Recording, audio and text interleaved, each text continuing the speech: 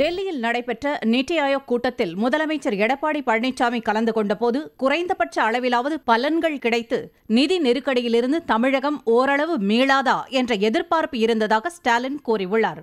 ஆனால் தமிழகத்தின் முக்கிய பிரச்சினைகள் பற்றி மத்திய அரசின் கவனத்திற்கு எடுத்துச் செல்ல முதலமைச்சர் தவறிவிட்டதாக அவர் குற்றம் சாட்டியுள்ளார்.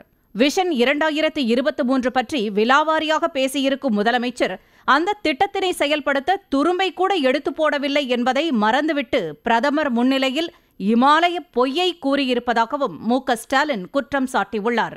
குடிநீர், சுகாதாரம், சாலை, விவசாயிகள் பிரச்சினை, ஹைட்ரோ கார்பன் திட்டம், அண்டை மாநிலங்களுடனான தடுப்பணை பிரச்சினை ஆகியவை குறித்து பேசாமல் வந்ததற்காக முதலமைச்சருக்கு கண்டனம் தெரிவித்துக் கொள்வதாகவும் ஸ்டாலின் கூறியுள்ளார்.